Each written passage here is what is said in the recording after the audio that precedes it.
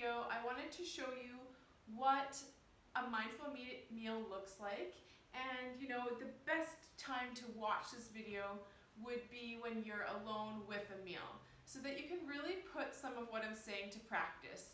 If you just watch this video without a meal in front of you, it's probably going to seem a little bit boring and not that practical, because it's all about trying this stuff. So I've got my meal in front of me, and so I'm just going to run through. I'm probably not going to catch every single tip that I give my clients or that I use, but I just want to make it as practical as possible.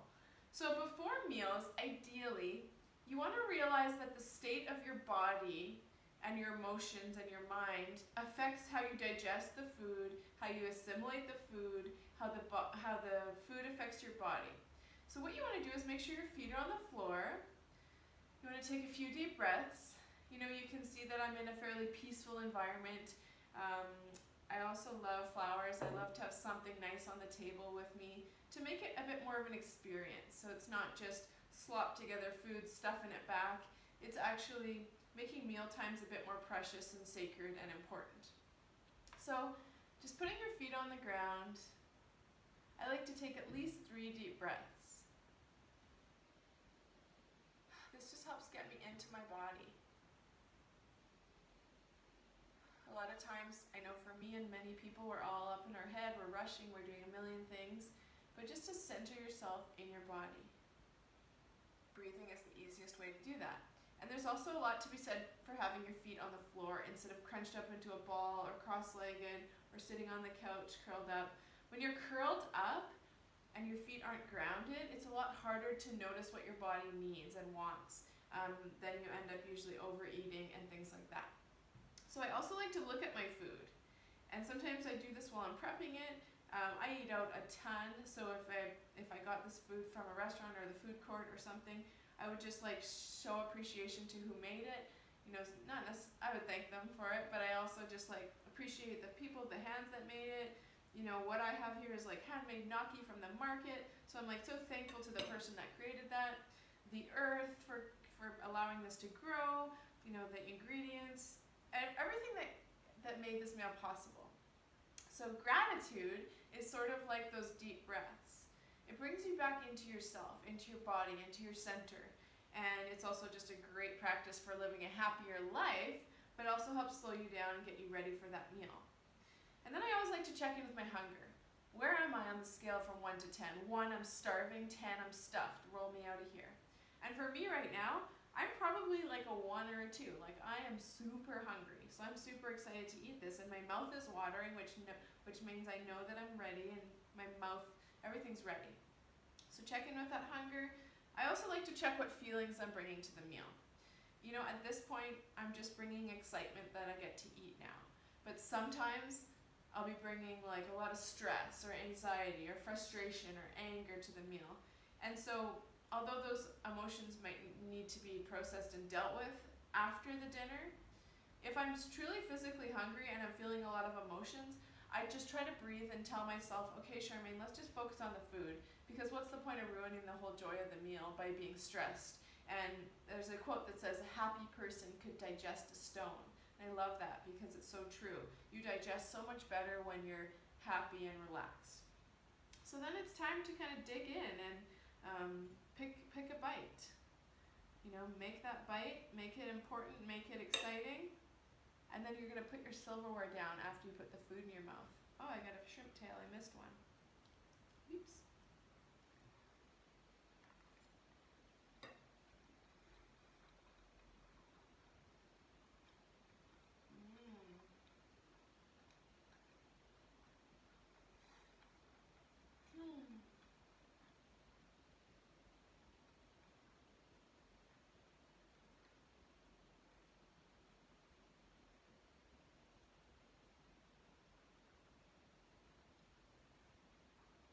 So if that seemed like a long time to chew, I encourage you just to practice that. I like to eat and chew until the food is almost liquid in my mouth. Now the reason for that is twofold. One, my body can digest food way better when it's chewed properly, and that means my body actually gets the proper nutrition from the food. because it's going to get the calories either way. And it's less stressful on my digestive system. I'll end up having less food just sitting there kind of putrefying and toxifying in my body. And you also get to taste the food more. You get to really get the flavors out of it, especially with carbs, pasta, rice, things like that. The flavor actually changes as you chew. So you get more complexity, you get more richness, you get more sweetness from the carbs. So I really recommend chewing till liquid. And there's actually a man who lost 70 pounds in a year that was the only thing he did different, was to chew each bite. I believe it was 30 times. But I don't like to count because I feel like that takes the attention off the food. But I just try to chew as a lot and until it's liquid.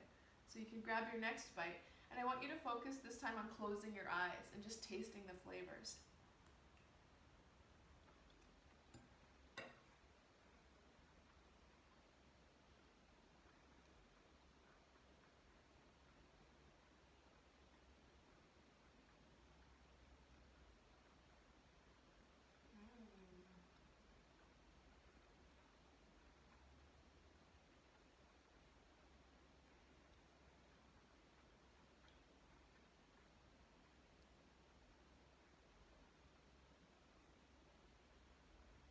Awesome.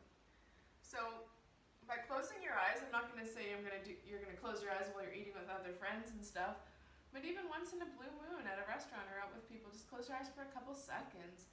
It just takes the sensory awareness to your mouth in a big, big way. And just remember to breathe when you're eating. A lot of people are almost like holding their breath and just stuffing it back, but if you breathe, a lot of the taste from the food actually comes from your sense of smell. So you want to actually breathe while you're eating if you can.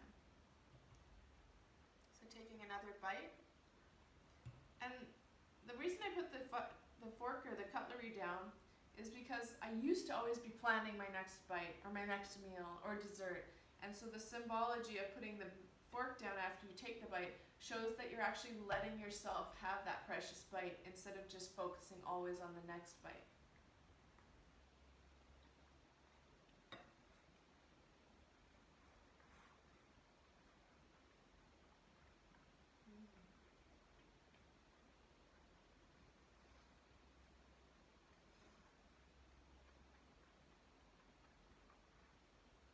Taking a breath with your food.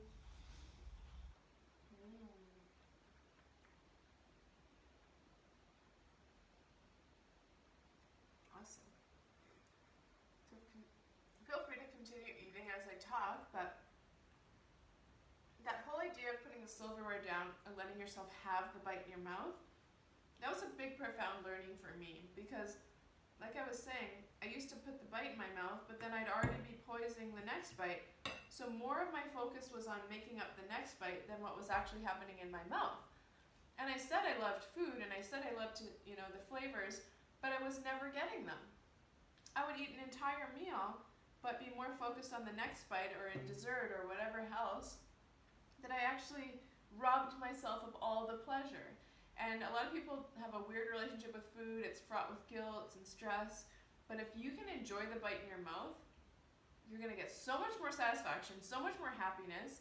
There's actually studies to prove that when you eat with pleasure instead of with guilt, you digest better, but you also don't hold as much fat from the same food, which is great. What I'm saying is your metabolism is better when you're actually happy and enjoying. Food is meant to be joy, and I totally believe that.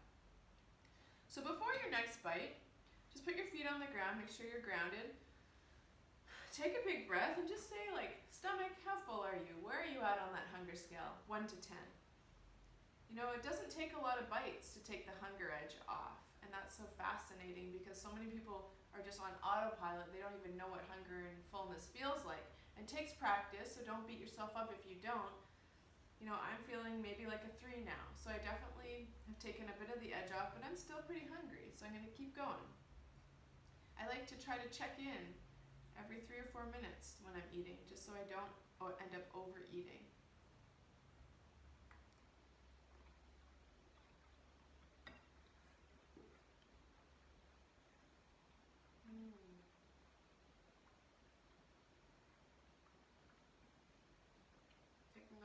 breaths with your food.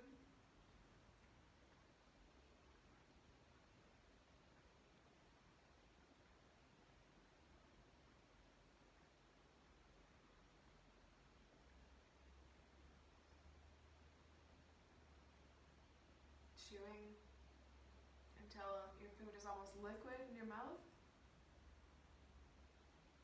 Noticing the flavors. When I started eating in a more mindful and peaceful way like this, there's just so many flavors that I never even knew existed. And food's just become such a joy now instead of, such a painful, stressful experience. And so I also really have learned to trust my body more now that I slow down around food. So even when I'm making food choices, it's like, how do I want to feel in an hour from now? Do I want to feel energetic and happy and amazing and clear-headed, or do I want to feel lethargic, mental fog, unwell, farty, bloaty? So I never label foods as good or bad. I just say, how do I want to feel? And what tastes good too. I think our taste buds matter a lot too in the whole process, but you can find foods that taste really good that also nourish your body.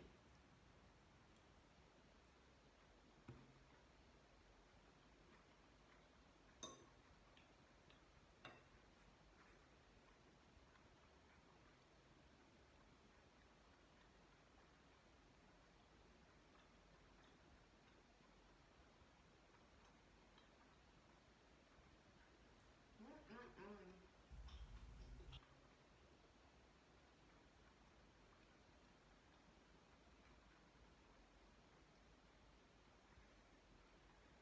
Feel free to look around your surroundings, acquaint yourself with the room. This is what it looks like to eat peacefully. And obviously I'm alone, so there might be some objections coming up in your mind. Like, what about when you have kids and coworkers and you're eating lunch at your desk? You know what? This is not how I eat every meal. However, because I found that eating in a more peaceful, mindful way has helped me enjoy my food more and not have to ever diet and live at a comfortable weight and all these great things, this is a priority. I have a lot of work to do today. I have a lot of things on my to-do list. I have errands. But I've decided that at lunchtime, I'm going to take 20 minutes to eat. And that's going to give me so much, this is relaxing for me to eat this. So I'm not going to rob myself of this experience by writing a few emails. It's not productive. I could go on for days about multitasking, but people think multitasking is getting so much done at the same time. But it's actually just taking away awareness from every task you do. And not even just awareness, but enjoyment. So multitasking when it comes to food really is a myth. And it's a destructive myth, a myth that causes people to be overweight. I found this really hard at first to eat alone because I felt lonely. And I wanted my phone, or I wanted a book. And it's taken me a couple of years, I'm not going to lie, to get to the point where I could go to a restaurant and eat alone and spend an hour eating and just love it the whole time. And just look around and enjoy being in my body. And,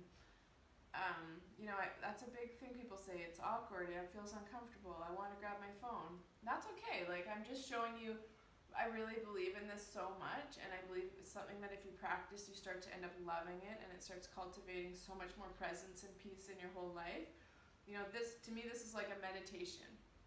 So don't think of it as a waste of time. Think of it as such an investment of time that's going to translate into so many benefits for your spirit, for your mind, for your body.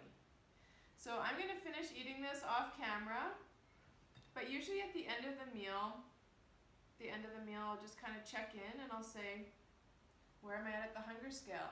And 5 means you're just satisfied, 6-ish is satisfied, 7 you're getting pretty full, 8 you're getting uncomfortable, 9 really uncomfortable, 10 it's like I might need to have someone open my belly up because I just way overdid it.